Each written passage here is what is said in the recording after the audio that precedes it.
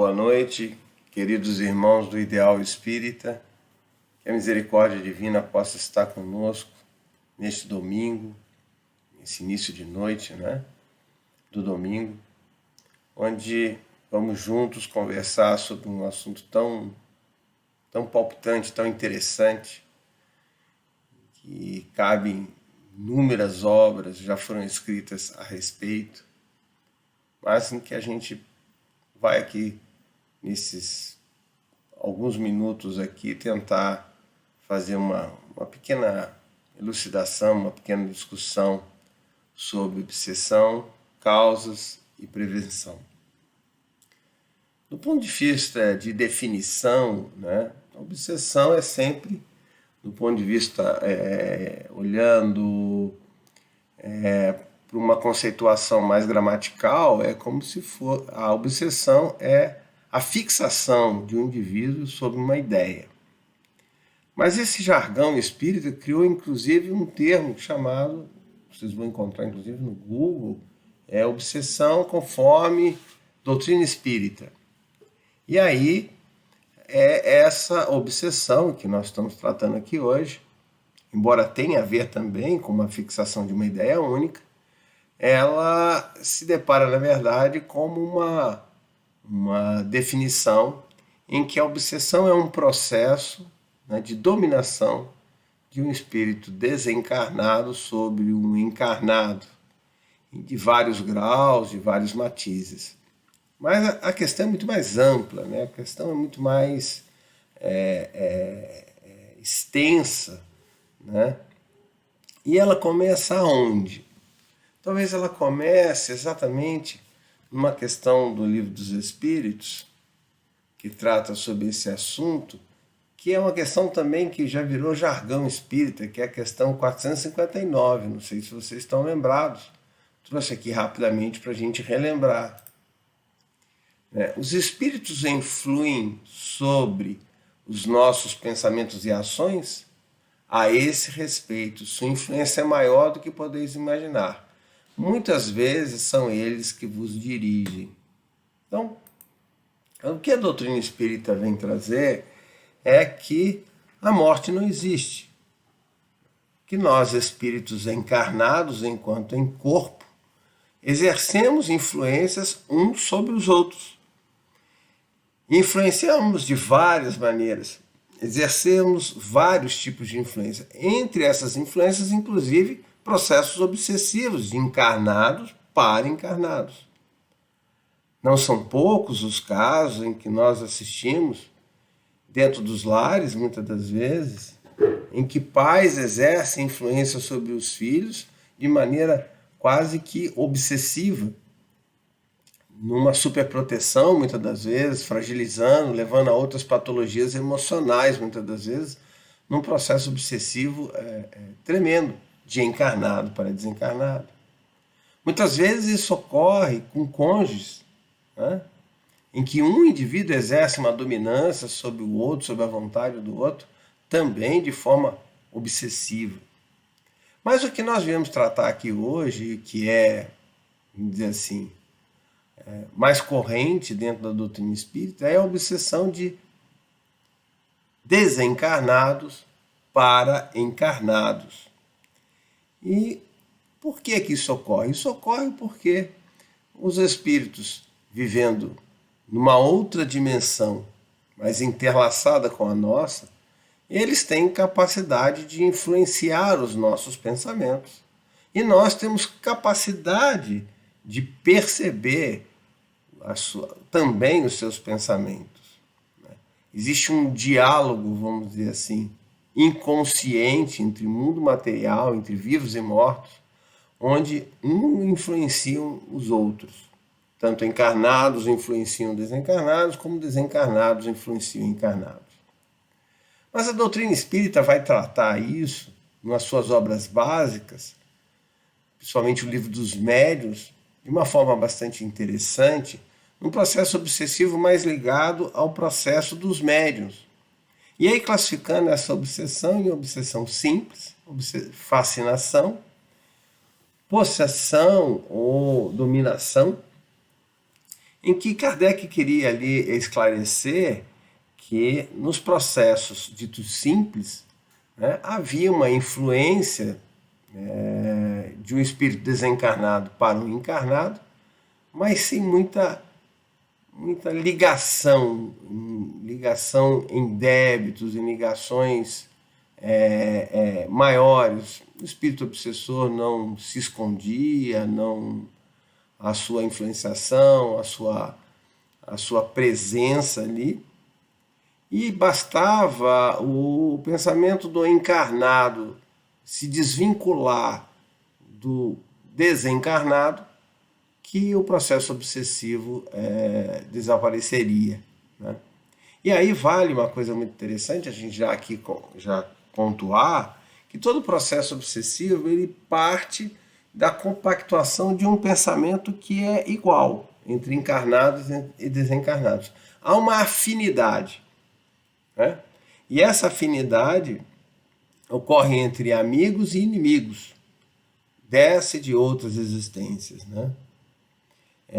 Mas há necessidade dessa vinculação do pensamento, dessa identificação de pensamento, para que essa ligação se faça, e essa ligação se fazendo possa transcorrer esse processo obsessivo. Na obsessão dita fascinação, Kardec ainda continua no Livro dos Médiuns a esclarecer que era uma das mais complexas, porque muitas das vezes o obsessor vai justamente se aproximar do médium encarnado, insuflando nele aquelas tendências negativas que o indivíduo já tem, né? Muitas das vezes convividas em reencarnações anteriores, onde o orgulho e a vaidade vão dar asas ao indivíduo acreditar que aquele indivíduo que aquele espírito desencarnado que está ali promovendo aquele processo obsessivo, muitas das vezes é o seu mentor, seu amigo espiritual, né? Visto por quê? E Kardec ainda coloca maneiras pelas quais nós podemos identificar esses médios em processos obsessivos. São médios que tendem ao isolamento, são médios que tendem a não aceitar críticas a respeito das comunicações, tomando as dores, muitas das vezes, daqueles espíritos comunicantes, né, como o contexto todo tivesse errado e apenas aquele espírito que faz a comunicação tivesse correto. Há uma tendência a isolamento, porque ele não aceita críticas. Há uma tendência a afastamento de outros indivíduos, né? E muitas das vezes o indivíduo vai cair numa situação bastante vexaminosa lá no futuro, né? Porque passa realmente a ter um descrédito muito grande de suas comunicações, à medida que são de espíritos inferiores, na maioria das vezes, como o próprio médium. E há uma terceira categoria, que já beira a uma doença psiquiátrica, às vezes, né, já com comprometimento, às vezes, até da estrutura física da matéria, que Kardec coloca uma possessão, né, que é uma dominação, ou seja, a vontade do encarnado está sob subjugação total desse espírito. Mas entenda que essa subjugação ocorre a partir do consentimento do encarnado, que vinculado a esse espírito desencarnado, seja por dívidas, seja por débitos, ou seja, por identificação de pensamento. Eu costumo dizer que a obsessão mais complexa não é de inimigo de reencarnações passadas para o indivíduo, mas dos ditos amigos que dividiram conosco os gozos, as regalias dos prazeres exacerbados, dos vícios, e que não se conformam muitas das vezes da nossa mudança de conduta. E vinculados a nós, começam a nos insuflar toda uma gama de sentimentos, de vontades, que já em reencarnações anteriores dividimos com eles. Né? Nesse processo de subjugação, possessão, é extremamente complexo e difícil realmente para o indivíduo sair desse processo sem uma ajuda terceira. O mesmo em relação à fascinação. É difícil, às vezes, também, o médium fascinado, ele se dá conta da situação que ele se encontra, do contrassenso que são aquelas comunicações, da falta de bom senso que essas comunicações têm. Né? Por isso, da necessidade dos médiuns trabalharem em casas espíritas, em centros espíritas, evitarem de procurar cuidar, exercer o trabalho da mediunidade em casa, porque em casa, no convívio da casa, com as pessoas mais afins, não vão ter, muitas das vezes, a condição de ter um indivíduo com a opção crítica, de fazer crítica àquela comunicação, àquele espírito comunicante. E às vezes se enveredando aí por um processo de fascinação. O processo obsessivo também é uma verdadeira epidemia, vamos dizer assim, né? Ele ocorre de uma forma quase epidêmica nos indivíduos, de uma forma geral. E as casas espíritas, que são, vamos dizer assim, os grandes instrumentos para auxiliar e ajudar esses espíritos, nem sempre também têm as ferramentas necessárias para exercer esse tratamento de uma forma mais eficaz. E isso ocorre, na maioria das vezes, porque são casas que se instalam muito em cima do mediunismo, mas com pouco estudo, com pouco apreço à necessidade do estudo, pouco apreço à necessidade do contínuo estudo das situações, das obras básicas, que são muitas. Coleções imensas de André Luiz, de Filomeno de Miranda, né, tratando sobre o assunto da obsessão. E muitas das vezes esses centros menos desavisados, eles vão colocar, vamos dizer assim, uma carga muito grande de responsabilidade sobre o processo ao desencarnado, sem muitas das vezes chamar a atenção de que se o encarnado não muda, nada muda. Absolutamente nada. Se o encarnado, hoje vítima do processo obsessivo, não toma consciência de mudança da sua conduta, da sua forma de viver, daquilo que de alguma forma abre janelas para esse processo obsessivo, é praticamente impossível. O centro pode até tratar aqueles espíritos que estão promovendo aquelas obsessões naquele determinado momento, mas no segundo, e o indivíduo, inclusive, o encarnado, referir melhora desse processo. Achar que realmente melhorou, e melhora realmente com o afastamento daqueles espíritos. Mas como a conduta não foi mudada, como o pensamento não foi mudado, outros virão. E esses indivíduos ficam rotineiramente buscando a casa espírita de tempos em tempos para tratamentos obsessivos, porque não conseguem vincular um processo de evangelização, um processo de transformação moral, de modificação. E isso é bastante comum. Isso isso é bastante frequente de uma forma geral. O papel da doutrina espírita é a transformação do indivíduo, moralmente, eticamente. O indivíduo se tornar melhor. E esse não é um processo simples, fácil ou de curta duração, é um processo de longa duração. É um processo em que o indivíduo, a cada dia, ele cresce um pouquinho mais. Né? Então,